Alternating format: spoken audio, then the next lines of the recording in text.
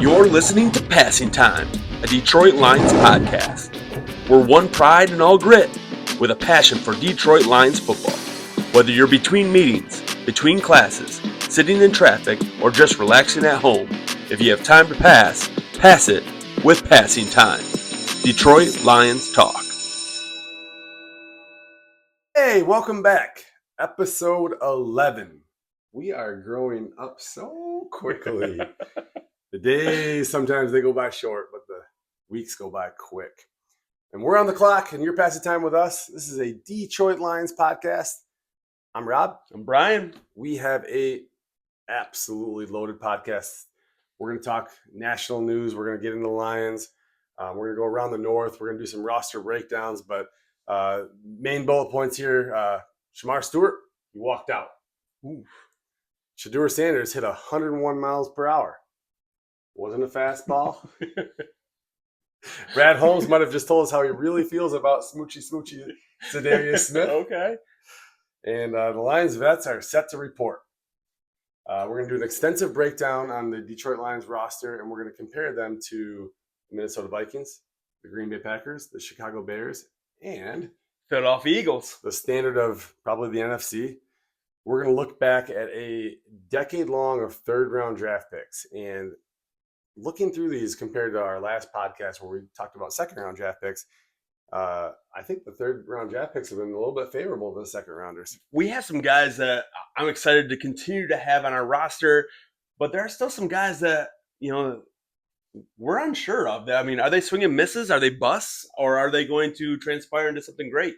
Also, I mean, to give credit where credit's due, some absolute home run third-rounders. Oh, absolutely. Stay tuned. The Lions have had a fairly good recent track record of third-rounders after a history of some bad mid-round picks. Fair. So kind of national news here. Bengals rookie Shemar Stewart, he's in a contract dispute. It's Brian's crush. But now he's taking that one step further. Kind of like when my wife and I get into a little argument. If we're in the same room, we're still good. But as soon as she leaves the room, we're in a tough spot. Like somebody's apologizing. It's probably me. And Shemar Stewart walked out of minicamp. He's not excited about the situation he's in. He feels like he has all the leverage. And he's like, well, come to me. He does have the leverage, though.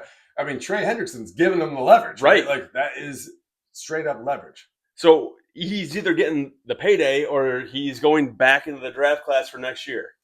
And that's, you can get your crush. It's kind of like, hey, you liked her in high school, and wait till she turns 50 and has a spare tire around her waist, and maybe we can have a chance. Well, I mean, the guy is still a talent. He's a monster when it comes to the metrics.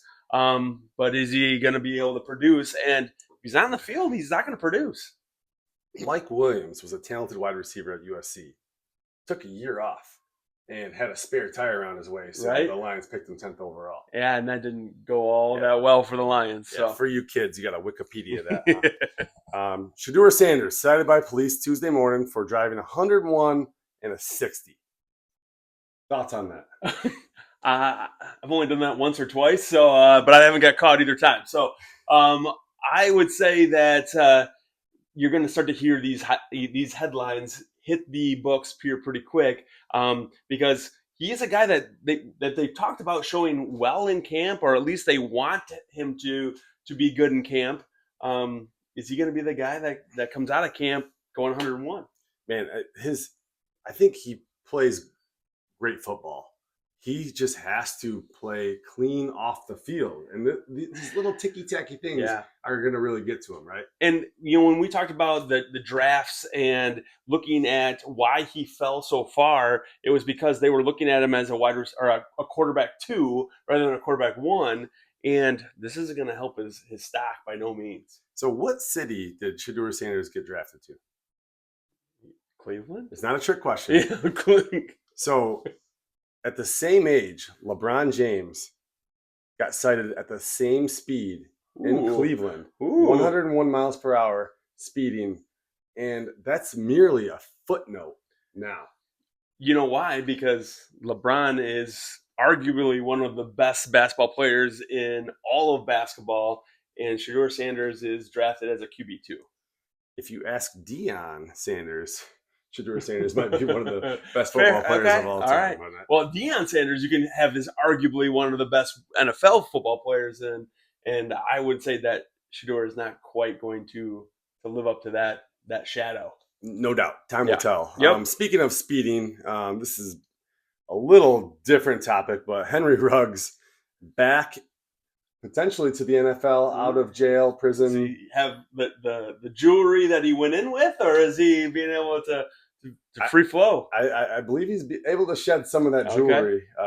And there's a lot of controversy around this. Like, did he pay his debt? Or Is he going to be able to come back like clean slate and be able to, you know, that's an interesting take because he was a talent before he got put away, and who's going to take that risk? He traded first he went in the NFL probably with the gold chains, the diamond chains. Then he traded in for some chrome bracelets. Is he going to have one of those black bracelets? Like, is that going to be an interesting? And it might be able to have the metrics, like how fast is he running right now? Is it GPS? It's not a whoop man, Ryan. it's a whooping man, because if you mess it up, you're going back to a place you don't want to go to. Chargers Chiefs Brazil game, a little bit of controversy. NFL is kind of getting called out for stacking the deck, taking their premier teams, putting them in the premier market. Any thoughts on that? It makes sense. The NFL is in it to make money.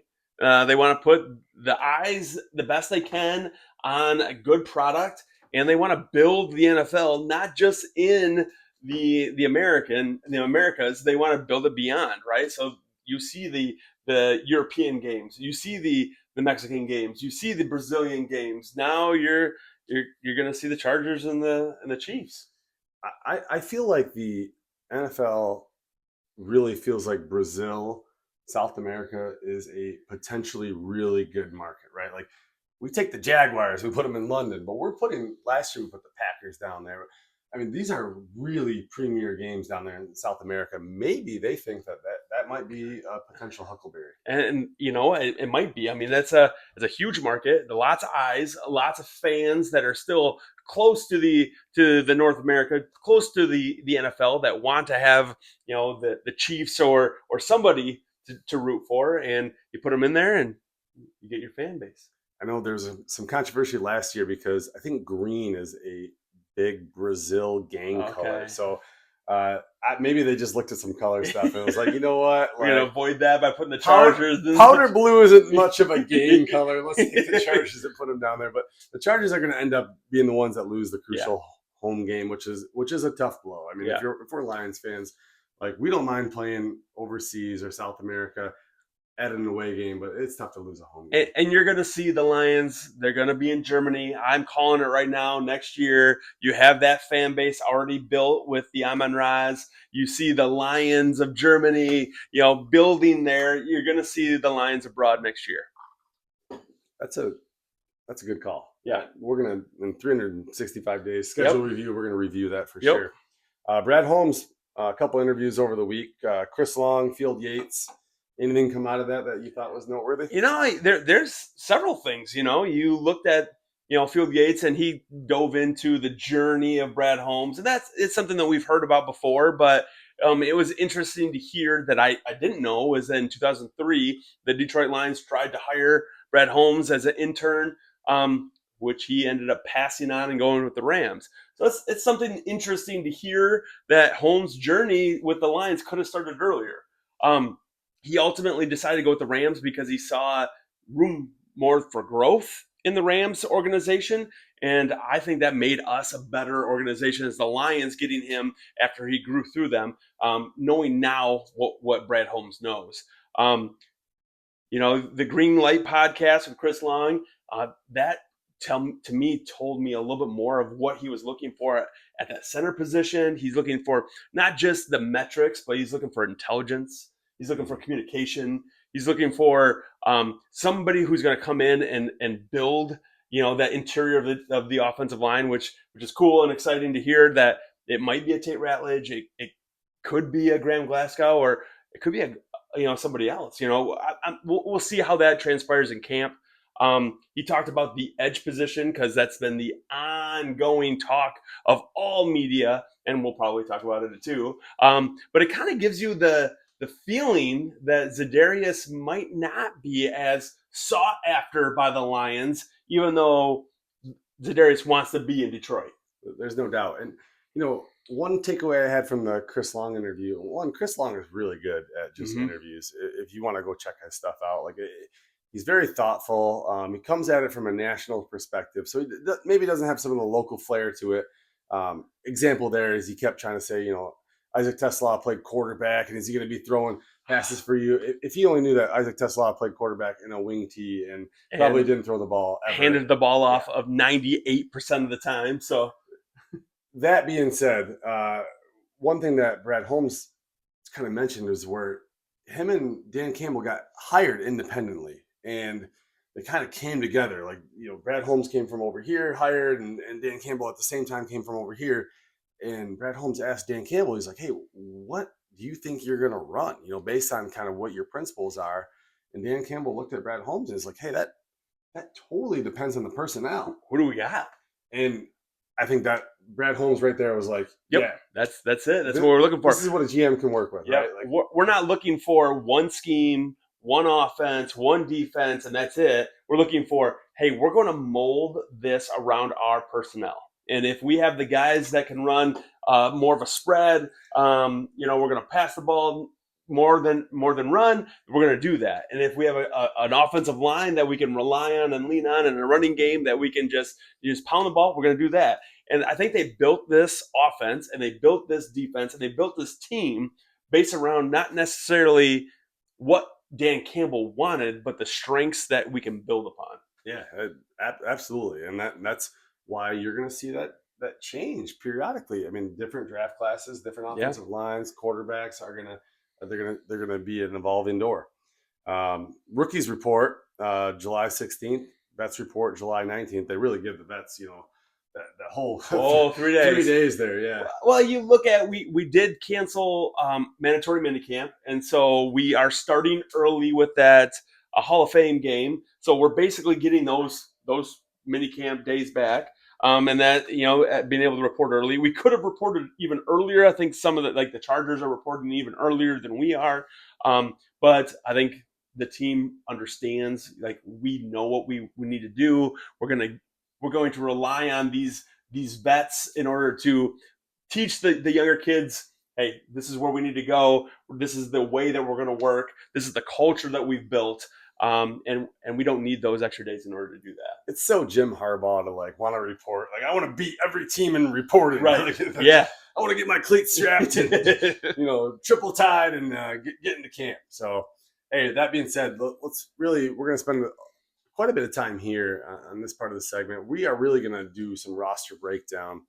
As I alluded to before, we're going to break the Lions roster down macroly and microly, and we're really going to focus on the NFC North and then also the Philadelphia Eagles being the standard, and we're going to kind of see where the Lions are going to compare. But first, let's take the microscope and let's really broaden it back, and let's look macroly, sure, PFF, and where all these teams are ranking. Yeah, and so they broke down the rosters of each of the 32 teams in the NFL, and they found that the Eagles, which makes sense that they just coming off a Super Bowl win, have the best roster in the NFL.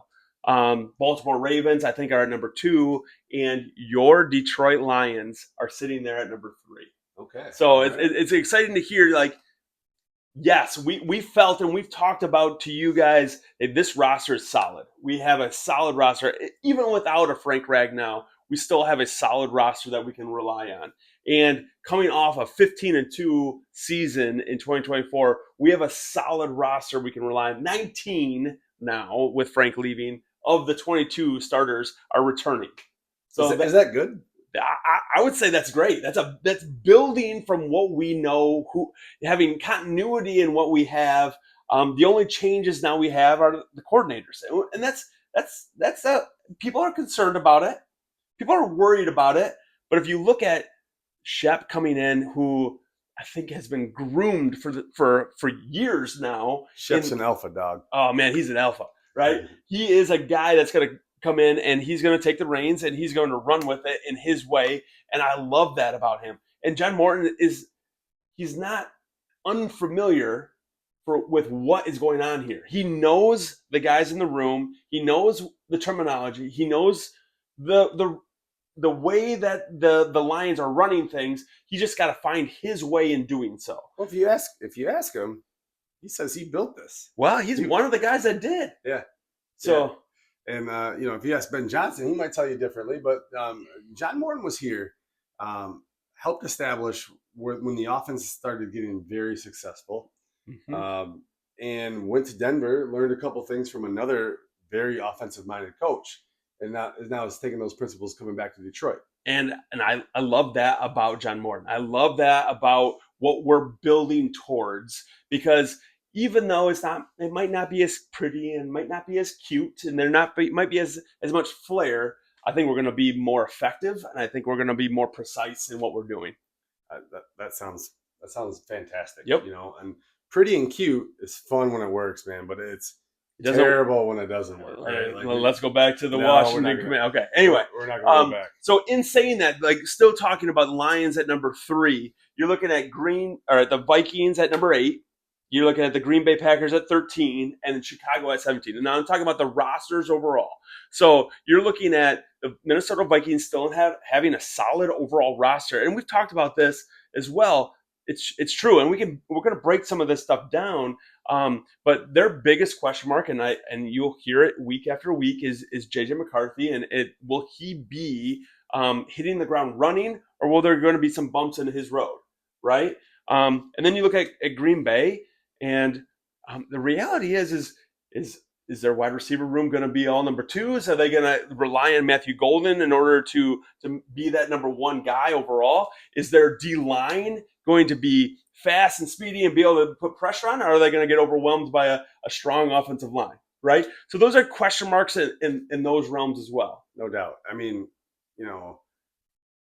they're moving wide receiver 2s to defensive back.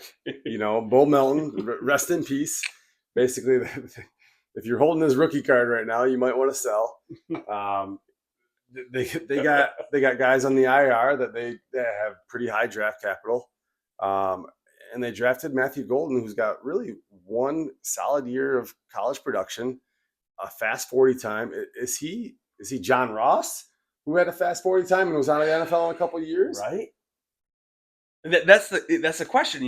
Will he be able to establish himself and learn from all these other guys in the room in order to take strides ahead of them, or is he going to fall into that wide receiver 2, and fit right in? Yeah. I just absolutely love all the wide receiver 2s in Green Bay. So what about the Bears? Well, we talked about the Bears. I mean, we talked about the Bears improving in the offseason. And we're going to continue to talk about how well the Bears have improved in the offseason. But if you look at their roster and you break it down position by position, and you look at that in comparison to the other teams in the NFC, let alone the Philadelphia Eagles, who are at the top of the top, they're not there yet. They are they discounting people to be on the training table? Or well, they can't learn from those reps if they're not on the field. So that's talking to you, Luther Burton. No doubt. So hey, Brian, can you microly take that 10,000 foot approach and then bring it down, and then can you kind of walk through a couple position group by position group ideas? So let's just start with the most obvious area. And can you talk about the quarterbacks? Sure. I mean, if you look at the quarterbacks, and this can be debated, but if you looked at the quarterbacks in the NFC North, I mean, you're talking about Jared Goff, you're talking about Jordan Love, JJ McCarthy, who has yet to take an NFL snap, and Caleb Williams. Okay, unless you are delusional, Jared Goff is the best of those 4 right now. Okay, he's coming off a potentially, or at least in the conversation, MVP season. Okay, he's leading one of the first offenses in all of the NFL. Okay, he's a guy that is not really one of. He is. They led the NFL in all of offense, right? Yeah. So we're talking about a successful quarterback in that position, and they went 15-2. So I would say Jared Goff is the best in the NFC North. So now you have to ask yourselves, is he better than Jalen Hurts? So you couldn't have more polar opposites to compare, right? Like Completely agree. you have a statue quarterback that needs great protection. He needs great route running. He needs great play calling, and he's going to execute at its finest moment. Versus Somebody who's going to play with his hair on fire. He's going to put his head down and run. He's going to try to make something out of nothing. Who's strong in the lower half. That tush push is built around Jalen Hurts, right? And so you're right. I mean, we're not running the tush push. We're not going to get 3 yards of pop here. But what you are going to get is precision passing, great decision making, a guy that's going to be able to read a defense, a guy that's going to be able to put that ball where it needs to be in times, whether it's first down or fourth down. So, as a Lions fan, would you trade Jared Goff for Jalen Hurts straight up? Man, that's tough. That's a tough question. Would you trade Jalen Hurts for Jared Goff? That's it. I mean, or any other quarterback in the NFC North, Caleb Williams. As a Lions slappy, no, but as a realistic person, I mean, there's an argument there, right? Absolutely. I mean, Jalen Hurts is a Super Bowl winning quarterback, where Jared Goff has made it there, right, and has yet to win one. Okay. So, I mean, there's an argument to say that Jalen Hurts has a step on Jared Goff. But there's also an argument to say that Jalen Hurts is a product of a system, right? A third-round draft pick, second-round draft pick, a guy that started off a little rough, product of the system, has a great offensive line, good running back play, really good wide receivers. We'll get into that. Yeah. I mean, there's basically a moat around him. And you can make the same argument for Jared Goff as sure. well. But the argument's there. Would Amon-Ra be as productive without a precision passer like Jared Goff? Would Sam Laporta be as effective without a system that we put in place that features a Sam Laporta? Every player, there's that argument that you can say, hey, are they the best of their position, or are they best at their position because of the system? And yeah, there's some guys like a Justin Jefferson who you can say he's just really good. Yeah. Or you can say, we feature Amon-Ra so much because he's so good, not because the system is so good with Amon-Ra. Yeah. So interested to hear your take. So if you comment, let us know where you feel the quarterback situation is between the NFC North and also compared to the Eagles, because that is a standard. Spent a lot of time there. We're going to breeze through a couple of these other categories a little bit quicker, but let's talk about the running backs. Well, running backs, you look at a guy like Saquon, who is that top of the top. But reality is we have a Jahmyr Gibbs, we have a David Montgomery, we have a duo that I think can outplay a Saquon. And then you go on to guys like Josh Jacobs or Aaron Jones, and then you get into the Bears, who I think is probably the bottom of this list with DeAndre Swift. There's a lot of question marks. Or Rashawn Johnson, who might be better than DeAndre Swift. Yeah, I think that's the part of the team that they will address in the future. There's no doubt. Jacobs was an absolute home run signing for the Packers. Mm-hmm. He had a very productive year. Packers did a good job walking away from Aaron Jones, who gets you 80% of the way, but just the previous injuries with him, he's just not reliable for a full season. Right. And PFF has him ranked 5th in his position, Josh Jacobs, but he has Jahmyr at 4 and Saquon at 2. And the outlier here is David Montgomery, who they have ranked at 21. So you look at Aaron Jones, who's at 19, but we have 2 of the top 25 running backs in the league. Do you have any information on the Bears running backs? Oh, yeah, they're not ranked. So they didn't make the list. Yeah. I'm sorry. So in the North, I think the Lions have a slight advantage there at running back as well. So we talk about potentially a slight advantage at quarterback, the single most important position. There's a debate there, but I think the Lions are favorable, even in our biased opinion.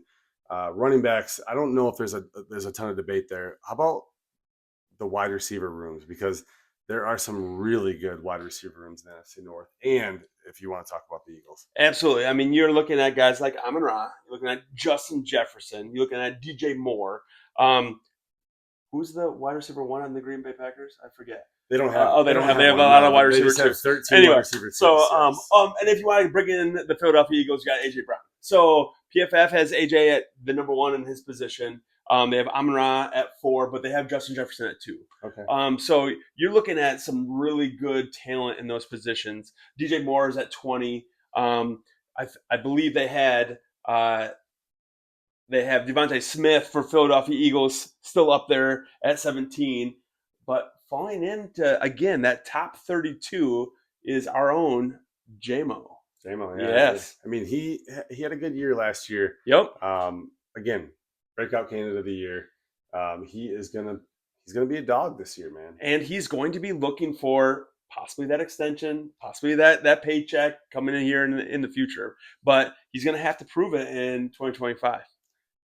What about the potential of the Chicago Bears, though? They have a room that is littered with potential. And that's what it is right now. And until they prove it on the field, it's just going to be potential. Rome is potential. DJ Moore is proven. But Luther Burden? Well, he's got to see the field first and learn the offense before you can even get the word potential, right? Yeah. And that's coming from Ben Johnson. Yeah, so there's no doubt. And then there's not a lot to talk about with the rest of the Packers. I mean, it's just a bunch of guys that think they're number ones that are 2-3s. Romeo Doubs, if you ask him, he's their number one guy. Christian Watson, if you ask him, he's the number one guy, but he's on the Matthew Golden. Is he the number one guy? Well, they got first round draft capital with him, so I think they're going to try to feature him, and they're going to try to load him up with the ball. But getting into the next position group, I think, is where you might find the Packers' number one guy at tight end, Tucker Kraft. And there's a lot of really good tight ends in the NFC North. Also, the Eagles feature some good tight ends. Yeah. So where do you see the tight end rooms? Again, breaking this down PFF-wise, Sam Laporta is the top of the list. Right now, he's ranked at number 5 overall for tight ends. CBS actually has him ranked in the top 100 overall NFL players at 86. TJ Hawkinson for the Vikings at number 6. Dallas Goddard at in Philadelphia at number 8. And then Tucker Kraft. He's kind of down the list a little bit more at 18. And then you're talking about Cole Kmet and Loveland. So Loveland actually made the top 32 and hasn't even played a snap yet. So again, we talked about the Bears' potential. It's another guy. So you got to hit in that potential. Yep.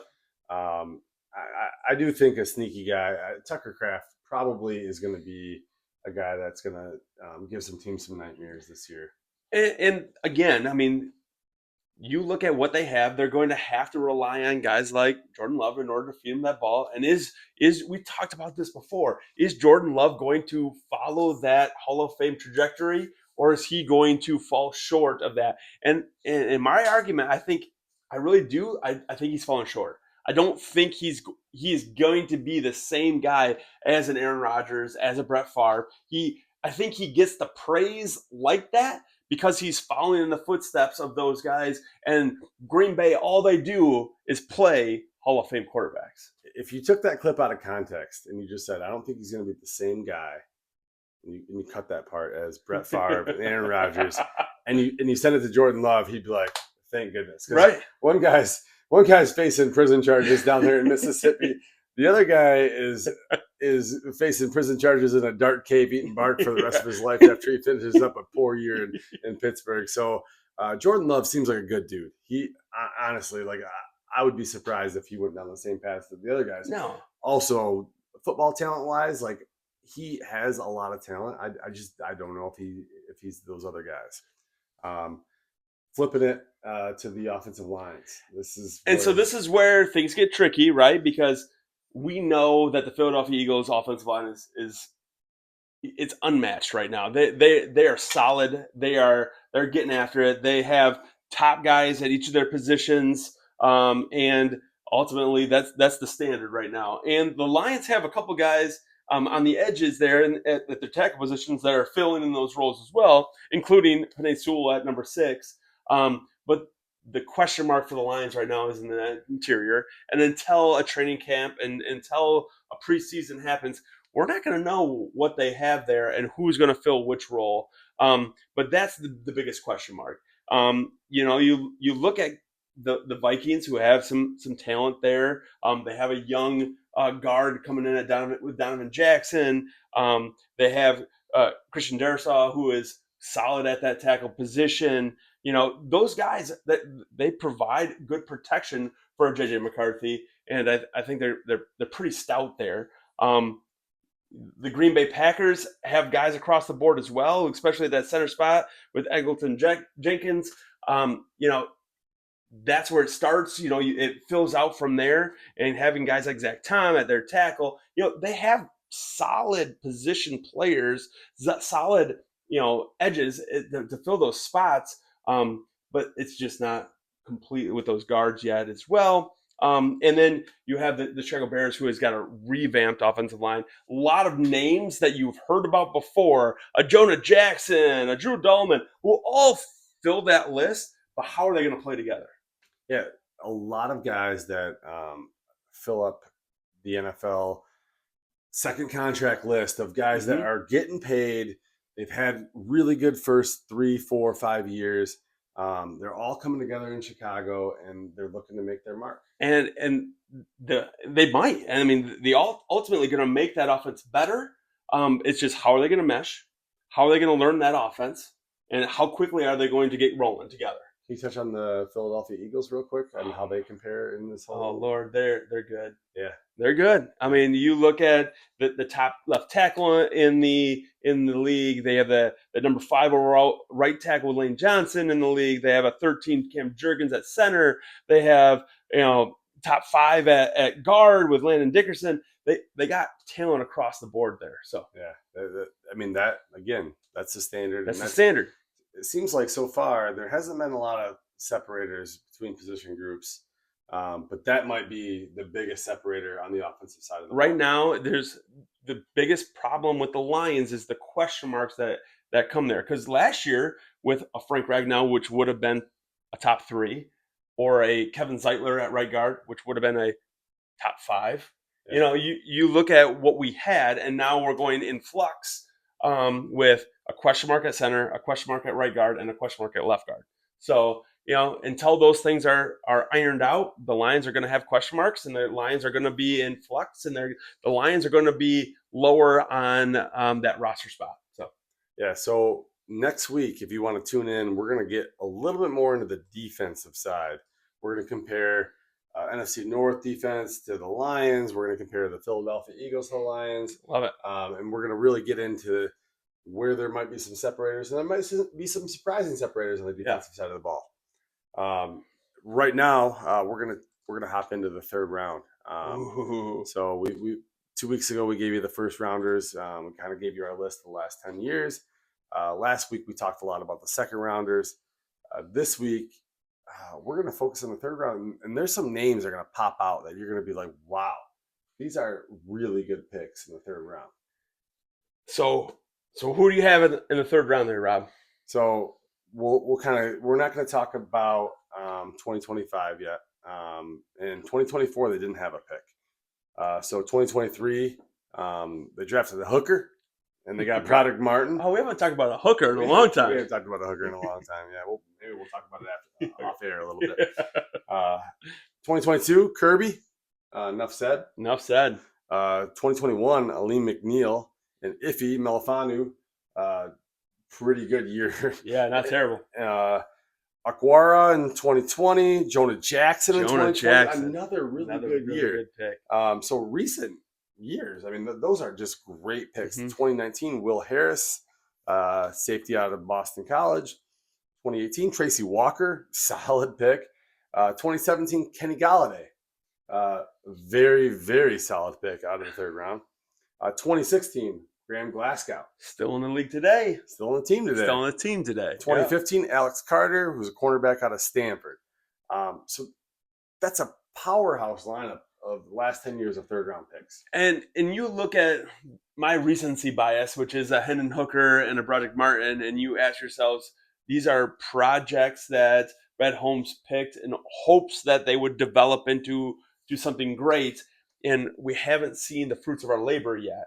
So will they be swings and misses, or will they be something that can develop into a quality QB2 for the Lions and a quality, I don't know, interior? I mean, Broderick Martin's going to have to compete with some dudes right now. I mean, DJ Reader is a dude, and Roy Lopez is a dude. You know, is he going to be able to break that lineup, or is he going to find himself on the outskirts of that 53-man roster waving goodbye to the Lions? There's going to be some other teams that are going to be very happy to pick him up. Yep. And have him try to make the active roster Right. or practice squad him. But it's tough sledding. I think the Lions just basically said, hey, man, like, we're going to get real deep in the trenches, and if you want to make this team, you've got to slug your way onto this team. Right. But one of the guys that I look at from that list and say, oh, man, he kind of outshines some of the others, I have to lean towards Kirby Joseph right now. Yeah. A guy that's an all-pro, a guy that led the league in interceptions last year and is coming into a 2025 season healthy and excited and surrounding himself with a healthy Brian Branch in a CB room filled with talent, and a second-year Terrion Arnold, and a DJ Reed who looks like and wants to be a Lion, loves the Lions, a leader in the Lions room, and a Meek Robertson who is a dog. You know, these are guys that I think that they're just going to thrive amongst each other. I mean, that's a fair play. You talked about recency bias, and maybe you struggle with that a little bit. Aleem McNeil just got paid. He did. So I mean, so did Kirby. And I would say Aleem McNeil's a rising star, right? He has yet to get the accolades, the Pro Bowls, the All Pros. If he stayed healthy, he probably would have made a Pro Bowl. I agree, and give me another year to see him healthy in order to achieve those standards.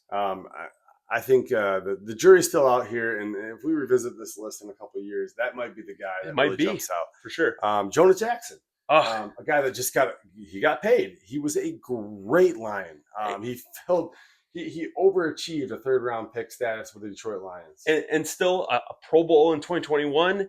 But injuries kind of like hindered him when he was on the Lions, and then we kind of let him walk because of contracts and how much he wanted. And he still kind of struggled with injuries. So is he going to be somebody who is going to be able to be on the field and show that he is a talented third round pick, or is he going to be somebody that just can't stay there? Kenny Galladay. I would argue that Kenny Galladay might have been the most impactful third rounder for the Detroit Lions in a condensed period of time. For the Detroit Lions, absolutely. But as soon as he walked away from the Detroit Lions, he was nowhere to be found. He couldn't even make the roster at the New York Giants. I would argue that he did the Detroit Lions a great favor. He went to another NFC team. He clogged up their salary cap. Absolutely. And for the Lions, he clogged up the stat sheet. So to me, that must mean he's a Lion for life, right? Good for him. And then last, Graham Glasgow. I mean, you want to talk about just a guy that like he's not your favorite guy in any different year, but he's a guy that consistently shows up each and every year. A couple of years of the Broncos was a good player for the Broncos. Honestly, if the Broncos weren't in cap trouble, they probably would have loved to have him for a long time. Came back to the Lions, and it's just been a versatile, great player for the Lions. And I love having him. I mean, he is somebody who can play each of those interior positions, whether it's center or guard. He can play right or left. And he's ultimately never going to be an issue for you in the locker room. He's going to support the team. He's going to be the right guy at the right time. So is he going to be your star? No. But is he going to be your steady Eddie all the way through? Absolutely. Yeah. I mean, Graham's he might be top 5 single most important players for the Detroit Lions this year. And that's a good question because there's a there's a couple question marks on who is going to be the most important Lion going into 2025. Well, I mean, it's always Jared Goff. Sure. And then we'll start the list after him. Yeah. But hey, Bill, what's he been up to? Has he been passing on bullet points to you in the recent time period? He's still finding the negativity there in regards to what Brad Holmes is doing. Why is he not tying down Zadarius Smith? Why is he not bringing in an edge in order to support the room? Why is Brad Holmes happy with what he has here in the Detroit Lions? Why is he not doing more?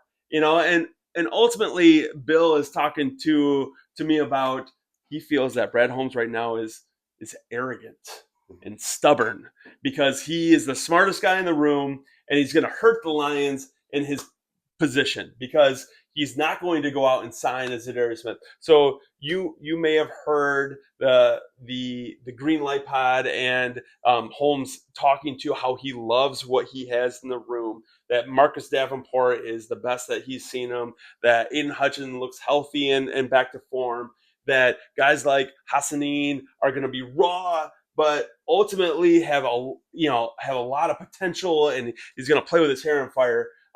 And Muhammad is a guy that we brought back, but Bill talks about him being a journeyman that struggled to make rosters at times.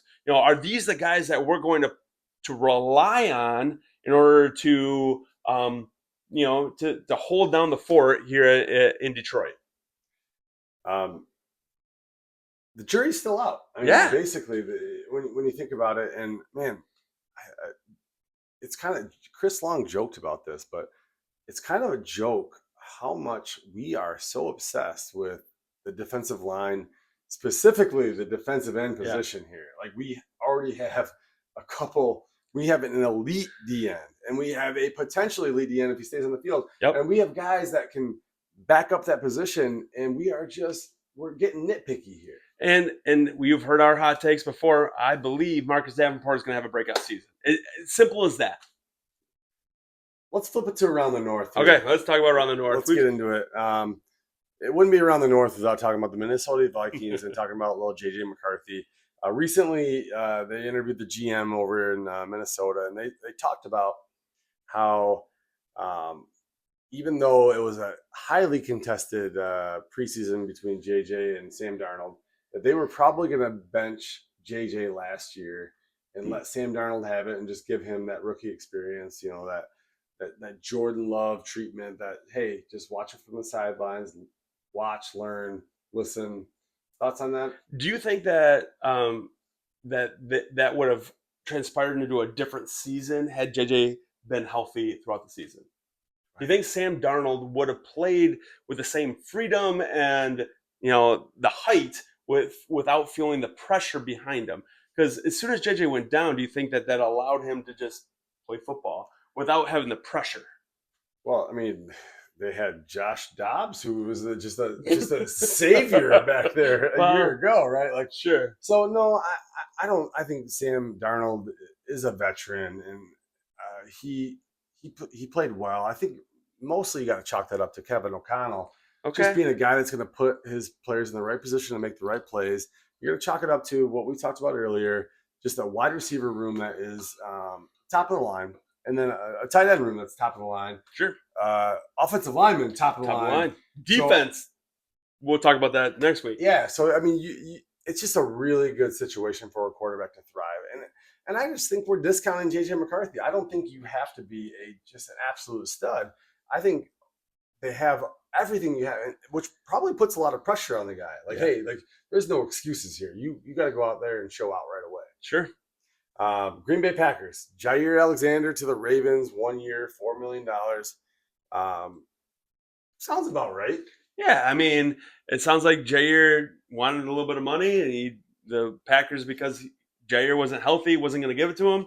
So he's like, hey, I'm going to go to a contender. Yeah, and that contender has good culture. If Jair's a bad locker room guy, the Ravens been there. They got veterans. They could plug him in. Mm-hmm. He's not bigger than that program. So it's really a no-risk gamble for them, right? Right. Do you think the Lions should have had a swing at Jair in this process, or do you think that there's just not room for him to find a spot? I think the Lions have bigger fish to fry in other areas, and if they're going to focus on trying to snag a guy, it's going to be at a different position. I think the safety position is a pretty well stacked I position. agree. Addressed it in the draft. We got a couple of guys that are potential All Pros this year. Talking nothing but highlights about Ennis Rakestraw and TA and Amik and DJ. I mean, the room is good. Yeah, and basically a lot of cap room for the Packers now, and they're going to focus on signing some of their guys that potentially are a little disgruntled, maybe a little bit underpaid, and maybe that improves the culture within the organization a little bit. Chicago Bears, we hit on a little bit, but Ben Johnson had a couple quotes on your boy Luther Burden, my boy Luther Burden, and sounds like if he can't be on the field, he's not going to learn with the team. And there's a little bit of frustration from Ben Johnson about Luther missing a lot of practice right now. Yeah, and Ben's trying to be he's trying to be like go from nice guy to hard ass or whatever it is. But there's a lot of calculus in his offense, and if you are not on the field, it's going to be hard for you to make a big impact. Do you think that that's going to push not only Luther away, but it's going to push other guys away? Ben Johnson trying to be this like, hey, in the media, I'm going to call you out. Yeah, it's going to push you away in the offseason. But if Ben Johnson goes out there and Caleb Williams is getting his wide receivers receptions and their offense is doing great, no, it's not going to push anybody away. If they're proving it, like guys are going to be attracted to that, right? Yeah. Whatever's happened in May and June and July, it's just noise for us to talk about in this podcast. Yeah, but fair. When it's happening on the field, if Ben Johnson's getting guys balls and guys are happy, I mean that's end of the day, that's what it all comes. But is Luther Burden going to get balls if he's not learning the offense? Luther Burden is in a stacked potential room, and I think it comes down to is DJ Moore going to block? Is Romo Dunze going to take a step up? Is Colston Loveland going to be a target hog in a Ben Johnson offense? A lot has to shake out. Sure. And it's going to be very interesting to follow how it all shakes out. But I do think Luther Burden might be the best wide receiver running back out of the backfield that they can deploy. So I think he could be kind of an ace in the hole for Ben Johnson to bring back there and have him run some different things. Kind of a Deebo Samuel-esque type player. So some potential there. Yep. Anything else you got to kind of hit on today? I think we've hit on it all. I mean, we talked about this being a loaded podcast. We would love for you guys to follow us on social media. Take a look at X on Blue Sky. Look, if you're watching this, you know where we are on YouTube, but we are on wherever you find your podcasts. And yeah, thanks for passing time with us. This is the 11th episode, many to come. And signing off, I'm Rob. I'm Brian. Hey, cheers. Cheers.